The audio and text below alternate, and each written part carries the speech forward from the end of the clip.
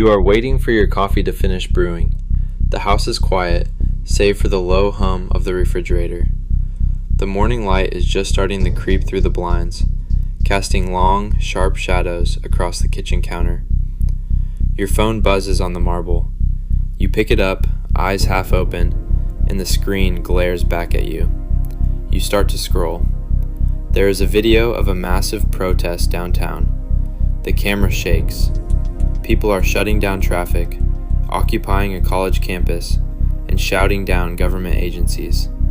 The audio is clipping, raw, and visceral. It looks like a spontaneous explosion of grassroots anger, a genuine fracture in the social contract. Your thumb hovers over the screen for half a second. You tap the like button. You swipe up to the next video. You think you are just observing the world. You think you are a passive consumer of the morning news.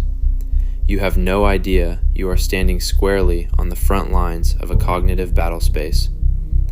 Welcome to the Subtext Project. The truth is, those signs, that visceral anger, the precise algorithm that calculated exactly what time of morning you were most likely to engage with outrage. It was all bought and paid for. Behind the glass of your screen, thousands of miles away in a high-rise office in Shanghai, a man named Neville Roy Singham is pulling the strings. He is not a general. He is an American multimillionaire. He built a tech empire in Chicago, sold it, and moved across the world. He is a self-described Maoist who now shares physical office space with a Chinese Communist Party global propaganda network. He has become a privatized conduit for foreign influence, laundering the strategic goals of Beijing into the minds of American citizens. You take a sip of your coffee, completely unaware that over $20 million just moved like a ghost through your own country's financial system, just to put that protest on your screen. The money does not come in briefcases. It washes through massive, mainstream, trusted financial vehicles. Singham uses things like a Goldman Sachs philanthropy donor-advised fund. It is a financial black box. The money goes in, the donor gets a massive tax write-off, and the public trail goes dark. From there, it gets routed through shadowy shell entities, intermediaries with names designed to sound benevolent and purely domestic, like the Justice and Education Fund or the United Community Fund. These groups have virtually no real-world footprint. They are routing nodes. Finally, the money lands in the laps of activist groups on the ground, organizations like Code Pink and the People's Forum in New York City, or coalitions like Shut It Down for Palestine. With that kind of capital, they are no longer just protesters holding cardboard signs. They are highly funded, operational nodes for disruption. Their purpose is to paralyze the United States from the inside out. And by liking that video, you just engaged with their payload. Another notification pops up. A news story from a fringe site, amplified by hundreds of bot accounts, about secret biological weapons laboratories operating in Ukraine. It feels terrifying. It feels like a hidden truth the mainstream media is ignoring. But it is a synchronized psychological operation, and you are the target. Russia and China both want to dismantle the US-led global order, but their tactics are completely different. Russia swings a sledgehammer. Their intelligence agencies use aggressive, dehumanizing rhetoric, screaming about Nazis and Satanists, to create a fog of war and justify their kinetic military operations. They want chaos and division. But China plays a much more sophisticated, much darker game. Intelligence analysts call it smile diplomacy. Beijing presents itself to the world as a neutral peace broker. They wear a suit and tie. But beneath the surface, their vast global media networks actively mimic and inject debunked Russian disinformation straight into your feed. When Russia invents a conspiracy about bioweapons, Chinese state media launders it, presenting it as legitimate journalism.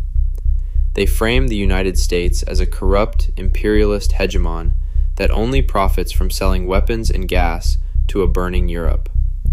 They do not need to fire a missile if they can make you believe your own country is the villain. They want you cynical.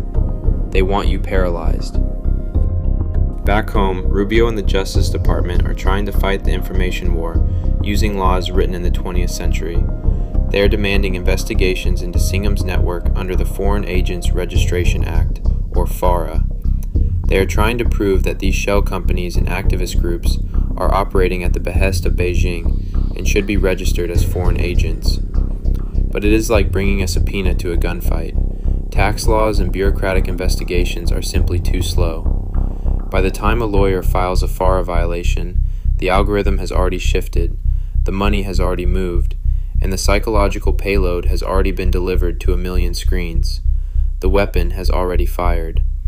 If you want to see how a nation actually survives a war for reality, you have to look across the Atlantic to Poland.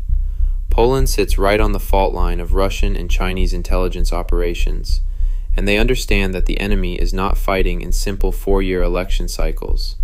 The adversaries are fighting in 10-year cycles. Their goal is cognitive erosion, slowly, methodically dismantling the societal values and the very epistemological baseline of what a population believes is true. Poland is not sending lawyers to fight this war. They have militarized their response. They built DKWOC, the Cyber Defense Forces Component Command.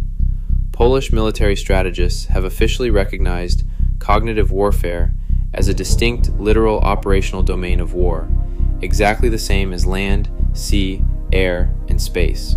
They are fighting back in real time, integrating deeply with artificial intelligence. In the physical realm, out at the Nowa Dęba military training ground, AI instantly analyzes data streaming from Polish fly-eye drones, predicting enemy troop movements before they happen. But in the cognitive realm, the battlefield is even faster. When Sino-Russian intelligence attempts to create fake social media profiles of Polish military institutions, trying to inject panic and paralyze the population during a crisis, DKWOC does not wait for a congressional hearing. Their AI systems hunt the anomalies in real time.